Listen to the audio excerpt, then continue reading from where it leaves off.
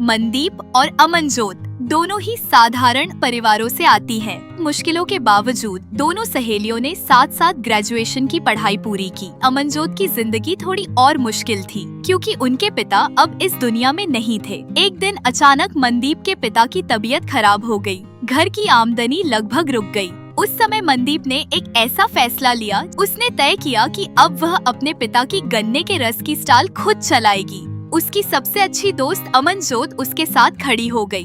कई लोगों ने ताने मारे। मनदीप ने इन बातों को अपने रास्ते की दीवार नहीं बनने दिया। मनदीप के पिता गर्व से कहते हैं, वह किसी भी मायने में लड़कों से कम नहीं है। पंजाब के मोगा जिले की रहने वाली दो सहेलियां हैं, मनदीप और अमनजोत। दोनों ही साधारण और गरीब परिवारों से आती हैं, लेकिन उनके सपने और हौसले बहुत बड़े हैं। दोनों बचपन से ही साथ पढ़ी, साथ खेली और साथ ही बड़े सपने देखे। उन्होंने तय किया था कि चाहे हालात जैसे भी हों, वे अपनी मेहनत से अपनी जिंदगी बदलकर रहेंगी। घर की आर्थिक हालत अच्छी नहीं थी, लेकिन इसके बावजूद दोनों ने हिम्मत नहीं हारी। मनदीप के पिता गांव में गन्ने के रस की एक छोटी सी स्टॉल लगाते थे। उसी से घर का गुजारा चलता था। वहीं अमनजोत की जिंदगी थोड़ी और मुश्किल थी क्योंकि उनके पिता अब इस दुनिया में नहीं थे। उनकी माँ एक छोटी सी किराने की दुकान चलाकर किसी तरह घर का खर्च उठाती थी। इन सब मुश्किलों के बावजूद दोनों सहेलियों ने साथ साथ ग्रेजुएशन की पढ़ाई पूरी की। पढ़ाई के दौरान भी उन्होंने हार नहीं मानी। कभी ट्यूशन पढ़ाया, कभी छोटे मोटे काम किए ताकि अपने परिवार का बोझ थोड़ा हल्का कर सके और अपने सपनों को जिंदा रख सके। ग्रेजुएशन के बाद दोनों को प्राइवेट नौकरी भी मिल गई।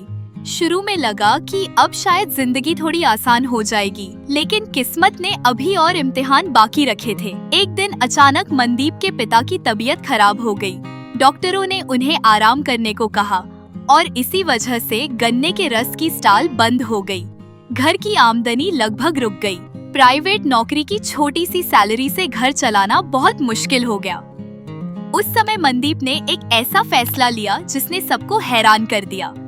उसने तय किया कि अब वह अपने पिता की गन्ने के रस की स्टॉल खुद चलाएगी। फादर साहब ने काम शुरू किया सी, उन्हां दी तबीयत ठीक नहीं रहंदी। यह काम मेरे पिताजी ने शुरू किया था, लेकिन अब उनकी सेहत ठीक नहीं रहती। इसलिए हमने दोनों सहेलियों ने मिलकर इसे संभाल लिया, क्योंकि हमारे परिवारों को सहारे की जरूरत थी। लेकिन यह फैसला आसान नहीं था।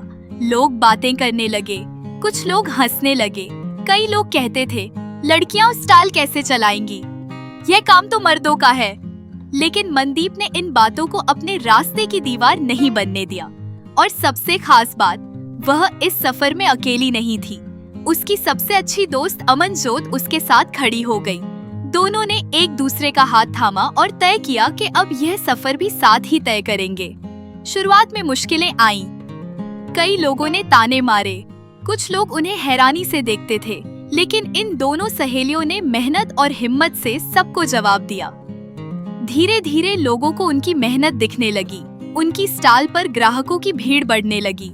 आज वही दो सहेलियां मिलकर गन्ने के रस की स्टॉल चला रही हैं। और सबसे बड़ी बात यह है कि आज उनकी कमाई प्राइवेट नौकरी से भी ज्यादा है। उन्हें अब यह काम छोटा नहीं लगता, क्योंकि उन्होंने पढ़ाई के दौरान ही मेहनत की असली कीमत समझ ली थी। आज जब लोग उनकी कहानी सुनते हैं तो उन्हें प्रेरणा मिलती है।